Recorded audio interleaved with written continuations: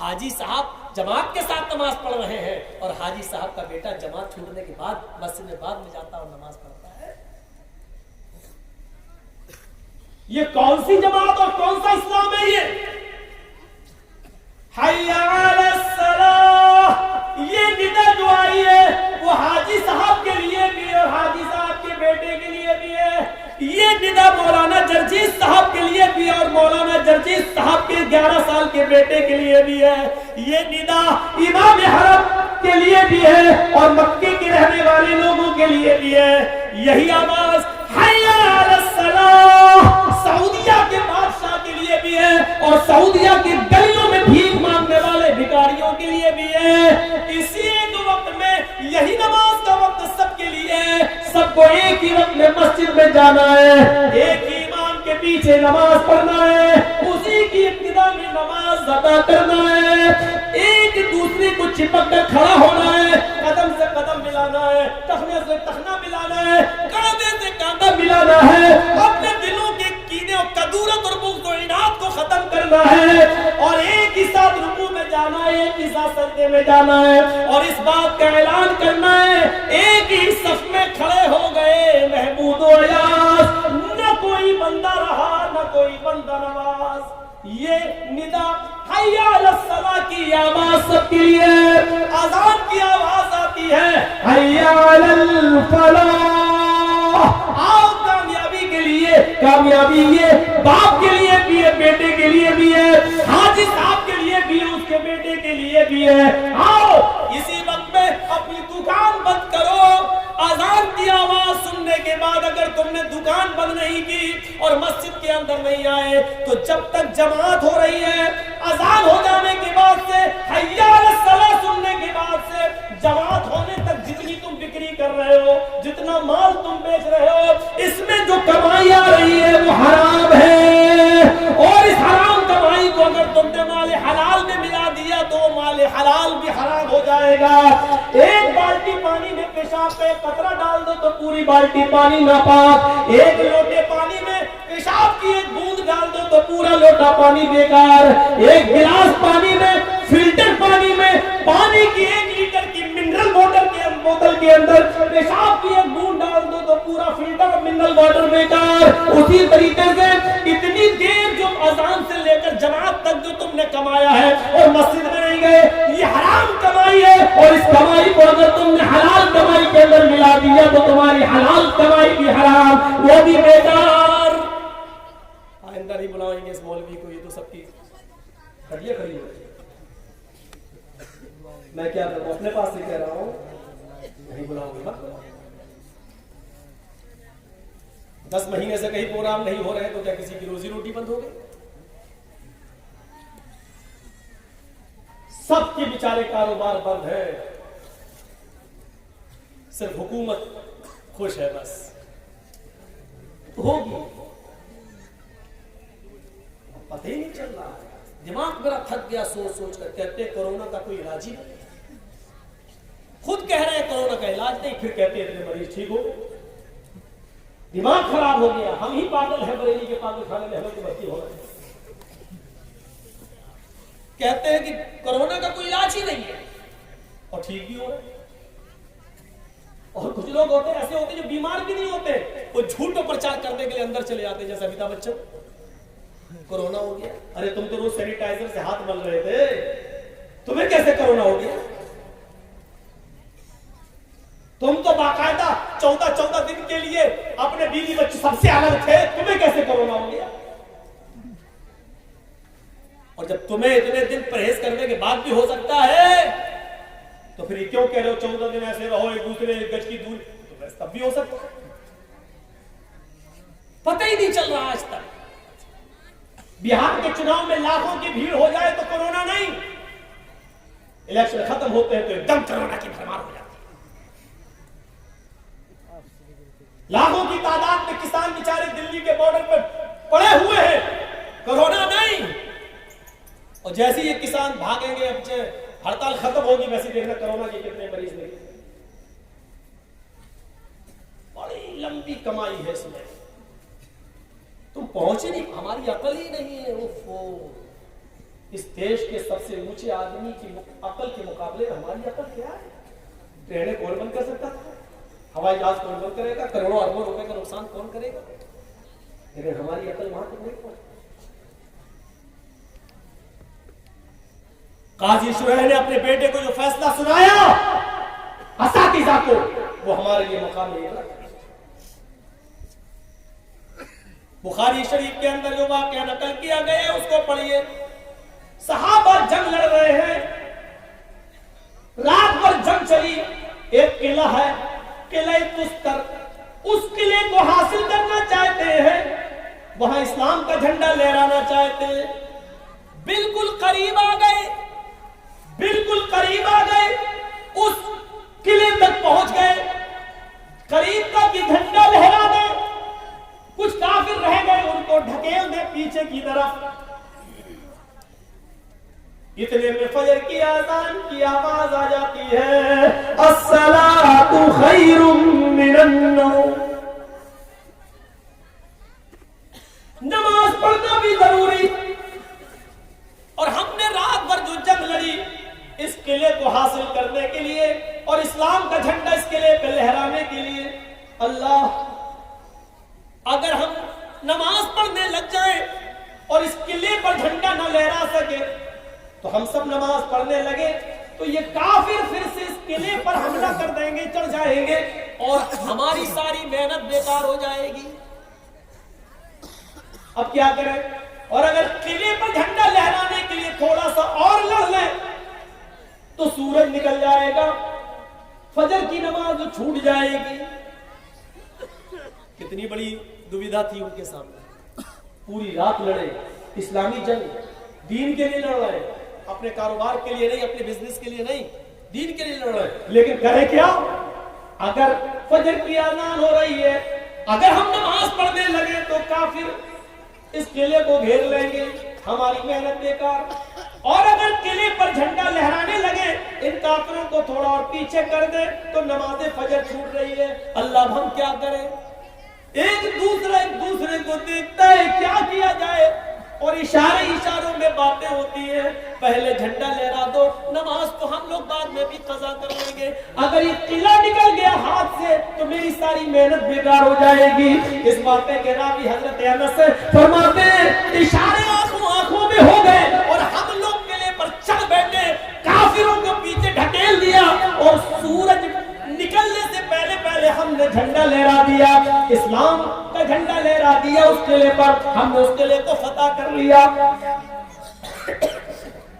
جب قلعہ فتح کر لیا گیا تو ہم سب لوگ تیمم کرنے لگے، اس لیے کہ وہاں پانی تو تھا نہیں۔ تیمم کرتے کرتے ہماری آنکھوں کے سامنے سورج طلوع ہو گیا، سورج نکل آیا۔ حضرت انس کہتے ہیں لوگوں نے مجھے نماز پڑھانے کے لیے آگے کھڑا کر دیا، سورج نکلنے کے بعد یہ نماز ہم لوگوں نے فجر کی سارے صحابہ نے پڑھی۔ حضرت انس کہتے ہیں جب وہ سجدے میں گئے تو فجر کی نماز کا اول وقت جو چھوٹ گیا، وہ چھوٹ جانے کی وجہ سے حضرت انس اتنا روئے کہ زمین کے اندر گڈھا پڑ گیا اور ان گڈھے کے اندر آنسو بھر گئے۔ فجر کی نماز پڑھانے کے بعد جب سلام پھیرا، السلام علیکم ورحمۃ اللہ، السلام علیکم ورحمۃ اللہ، تو حضرت انس نے لوگوں سے کہا او میرے ساتھیو، جب سے میں اسلام لایا اور نماز شروع کی، اللہ کی قسم میری پوری زندگی میں یہ میری فجر کی پہلی نماز ہے جو آج سورج نکلنے کے بعد میں پڑھ رہا ہوں۔ لوگوں یہ میری پہلی نماز ہے جس کو میں نے سورج نکلنے کے بعد پڑھا ہے، لیکن آج اول وقت نکل جانے کا افسوس اتنا ہو رہا ہے کہ اگر میرا پورا خاندان ہلاک ہو جاتا، میرا پورا کاروبار تباہ ہو جاتا، نشٹ ہو جاتا، برباد ہو جاتا، تو مجھے اتنا افسوس نہیں ہوتا جتنا افسوس مجھے فجر کی نماز کے اول وقت کے نکل جانے کا ہو رہا ہے۔ جبکہ یہ جنگ اپنے لیے نہیں تھی، اسلام کے لیے تھی، لیکن اس کے باوجود افسوس ہو رہا ہے میرے بھائیوں ان واقعات کی روشنی میں ہم کتنے مسلمان، کتنے پرسنٹ مسلمان نظر آ رہے ہیں؟ ذرا دیکھیے، جب ہم نے نماز ہی کو باقی نہیں رکھا تو اسلام کہاں رہ گیا ہمارے اندر؟ اسلام ہی تو اصل دین ہے۔ الصلاۃ عماد الدین، من حدم الصلاۃ حدم الدین۔ اسلام دین کا ستون ہے، جس نے نماز دین کا ستون ہے، اور جس نے نماز چھوڑ دی اس نے دین کو چھوڑ دیا، جس نے نماز کو گرا دیا اس نے دین کو گرا دیا۔ ایک وقت کی نماز کہہ رہی ہے زندگی کی میری پہلی نماز ہے جو سورج نکلنے کے بعد میں پڑھ رہا ہوں۔ ابھی دیکھنا گاؤں میں فسٹر نگر میں ایسے لوگ ہوں گے، ابھی کوئی لڑکا کوئی لڑکی اکیلے میں پکڑے جائیں اور ثبوت مل جائے تو پنچایت بیٹھنا شروع ہو جائے گی، کیا کیا جائے، اس لڑکے کو کون سی سزا دی جائے، اس لڑکی کے لیے کیا کیا جائے، چلو اب اس لڑکی کا کہاں شادی ہوگی، کہاں نکاح ہوگا، چلو شادی کراؤ یا دنڈ جرمانہ دو۔ ابھی پنچایت بیٹھ جائے گی، گاؤں کے سردار لوگ اکٹھے ہو جائیں گے، پنچ بیٹھ جائیں گے، پنچایتیں بیٹھنے لگیں گے۔ میں ان گاؤں کے سرداروں سے اور ذمہ داروں سے پوچھنا چاہتا ہوں، لڑکے اور لڑکی کے معاملے میں آپ فوراً پنچایتیں لے کے بیٹھ جاتے ہیں اور آپ کی پنچایت کا فیصلہ سب کو ماننا پڑتا ہے۔ میں پوچھنا چاہتا ہوں، آپ کے معاشرے میں فجر کی نماز کے جماعت نہ پڑھنے والے، فجر کی نماز کو جماعت سے ادا نہ کرنے والوں کے لیے آپ نے کتنی پنچایتیں بٹھا لی ہیں؟ ظہر کی نماز ترک کرنے والوں کے لیے آپ نے کتنی پنچایتیں بٹھائی ہیں؟ مجھے بتائیے، 200 اور 300 آدمی جو باراتوں میں آج آ رہے ہیں، لڑکی والے کے یہاں چور اور ڈاکو بن کے کھا رہے ہیں، آپ نے کتنی پنچایتیں بٹھائی ہیں آپ نے ان کے لیے؟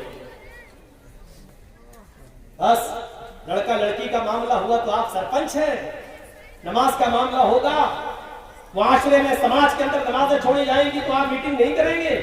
مطلب آپ کے نظر میں جو چیزیں اچھی ہوں گی وہ آپ کریں گے، اور جو آپ کو راست نہیں آئیں گی ان پر کوئی میٹنگ نہیں ہوگی، اس پر کوئی پنچایت نہیں بیٹھے گی۔ بعض چیزیں آپ کے نظر میں حلال ہیں اور بعض کی کوئی پرواہ نہیں ہے۔ اگر پنچایتوں کا یہ مقصد ہے تو جوتے کی نوک پہ ٹکراتا ہوں ایسی پنچایتوں میں۔ کیا مقصد ہے پھر ایسی پنچایتوں؟ اور کیجیے، حضرت عمر فاروق فجر کی نماز پڑھا رہے ہیں، سنیے اور دردناک بات، حضرت عمر فاروق فجر کی نماز پڑھا رہے ہیں، فیروز نامی آدمی چھپا ہوا ہے مجوسی، ابو لولو جس کو کہا جاتا ہے، خنجر کو زہر میں بجھائے ہوئے چھپا ہوا ہے۔ جیسے حضرت عمر نے نیت باندھی اللہ اکبر کا، ویسے اس نے بجھا ہوا خنجر حضرت عمر کے پیٹ میں مار دیا۔ وہ خنجر جب نکالا تو عمر فاروق کا پیٹ ناف سے لے کر، ناف یہ نابھی جس کو بولتے ہیں، جب اس نے خنجر نکالا تو خنجر نے اس نابھی سے لے کر نیچے تک، جہاں شرمگاہ ہوتی ہے پیشاب کی جگہ، وہاں تک اس پیٹ کو پھاڑ دیا۔ جب تک عمر فاروق میں طاقت رہی نماز پڑھاتے رہے اور پھر بے ہوش ہو کے گر گئے۔ ان کو لایا گیا، ایک صحابی آگے بڑھے، انہوں نے نماز پڑھی، ایک صحابی پیچھے سے وضو بنا کے آ رہے تھے، انہوں نے ابو لولو کو بھاگتے ہوئے دیکھا تو پکڑنے کے لیے اپنی چادر اس کے اوپر ڈالی۔ ابو لولو کا پیر پھسل گیا، چادر میں پھسل گیا اور وہ زمین پہ گر پڑا۔ اس نے سوچا کہ اب تو میری سزا بھی موت ہے کیونکہ میں پکڑا گیا، تو اس نے وہی خنجر اپنے پیٹ میں مار کر خودکشی کر لی اور وہ مر گیا۔ سورج نکلنے کے بعد ہوش آیا، طبیب بیٹے حکیم بیٹھے ہوئے ہیں، کوئی کہہ رہا ہے کہ ان کو دودھ پلاؤ۔ حضرت عمر فاروق تو دودھ پی رہے ہیں، منہ سے دودھ پیتے ہیں، لیکن زخم اتنا گہرا ہے کہ وہ پیٹ میں دودھ رکتا ہی نہیں، پیٹ کے راستے سے، اس زخم کے راستے سے وہ دودھ باہر آ جاتا ہے۔ حکیموں نے کہا شہد پلاؤ، ان کو شہد کھلایا جا رہا ہے لیکن وہ شہد پیٹ کے راستے سے باہر آ رہا ہے، پانی پیٹ کے راستے سے باہر آ رہا ہے۔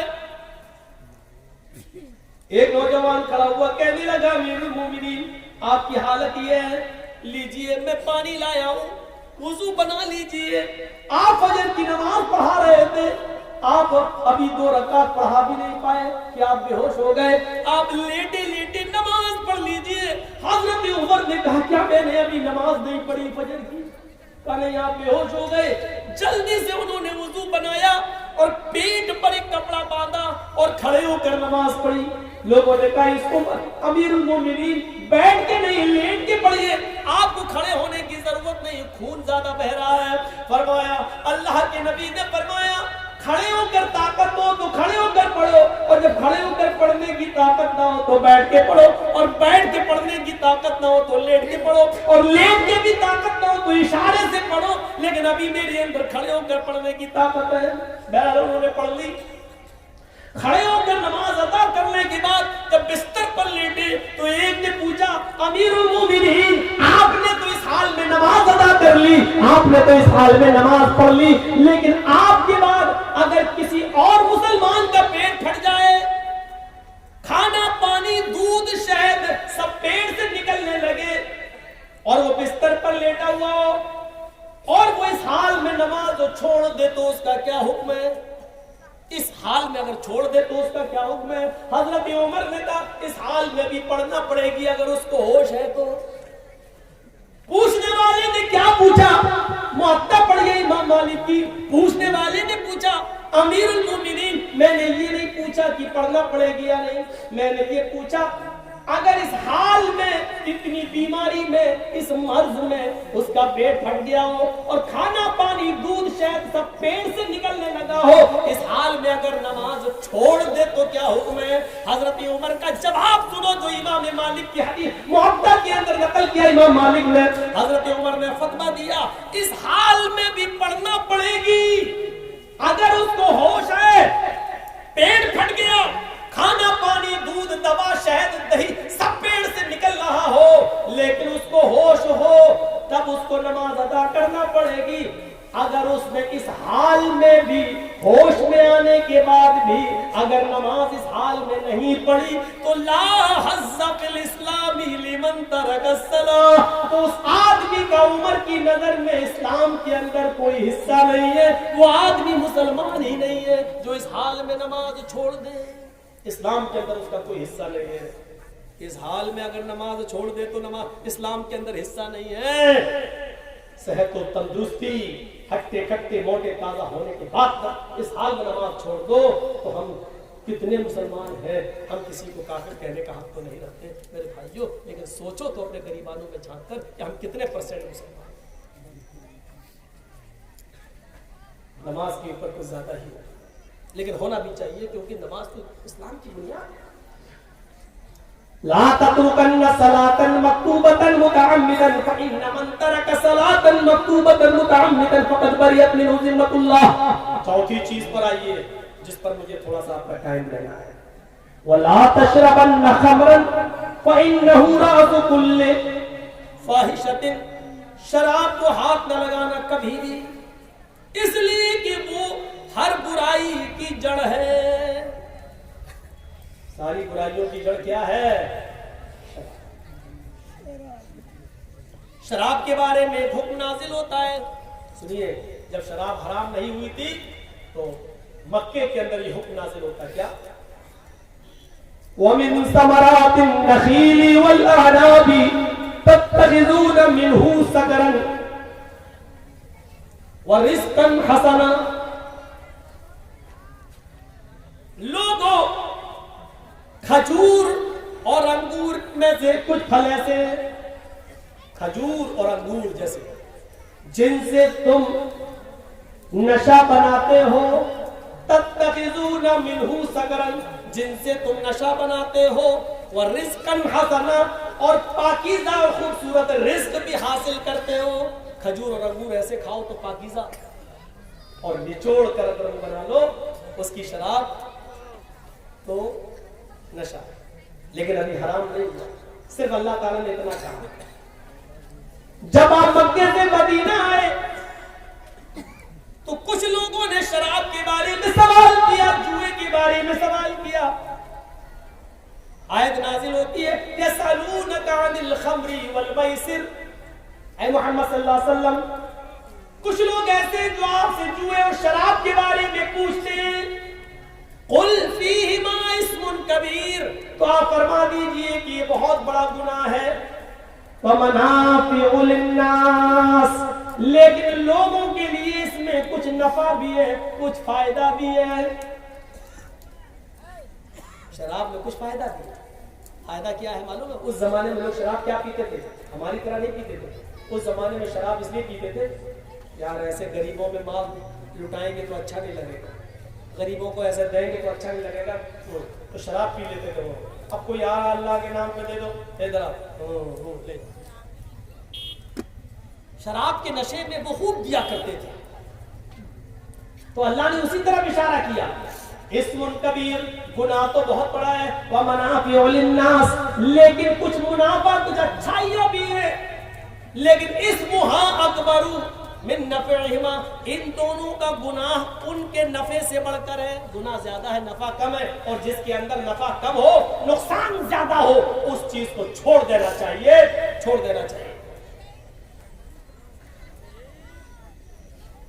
پھر ایک دور تھا، ایک انصاری نوجوان نے حضرت علی کی اور عبد الرحمن بن عوف کی دعوت کی۔ تھوڑا سا ادھر سنیے، ہمیں کچھ ہلچل لگتی ہے آپ کی۔ اب آپ سنیے، ایک انصاری نوجوان نے مدینے میں حضرت علی کی اور عبد الرحمن بن عوف کی دعوت کی، کھانا کھلایا، مغرب سے پہلے کھانا دور چلا، کھانا کھا لیا سب نے، اور کھانا کھانے کے بعد شراب کا دور چلا۔ ابھی حرام نہیں ہوئی تھی شراب، شراب کا دور چلا، اور شراب پینے کے بعد سب جھوم گئے ہو، وہاں شراب کے نشے میں جیسی آئے ویسے ہی مغرب کی نماز کا وقت ہو گیا، اذان کا وقت ہو گیا، کسی نے عبد الرحمن ابن عوف کو نماز پڑھانے کے لیے کھڑا کر دیا، اب نشے میں، اور نماز پڑھانے کے لیے کھڑا کر دیا۔ اب یہ نماز پڑھا رہے ہیں، اللہ اکبر۔ اب سنیے شراب کے نشے میں نماز کیسے ہو رہی ہے، وہ دیکھیے، اللہ اکبر، الحمدللہ رب العالمین الرحمن الرحیم مالک یوم الدین ایاک نعبد و ایاک نستعین الی آخر غیر المغضوب علیہم ولا الضالین، ایسے ہو رہا ہے۔ اتنی تو صحیح چل گئی گاڑی، اب وہ اور بڑھتا جا رہا ہے، اب قرآن کی آیت ہی بدل گئی، اب وہ پڑھ رہے ہیں، قل یا ایھا الکافرون، آیت کیا ہے؟ لا اعبد ما تعبدون، اب وہ کیا پڑھ رہے ہیں؟ قل یا ایھا الکافرون نحن نعبد ما تعبدون۔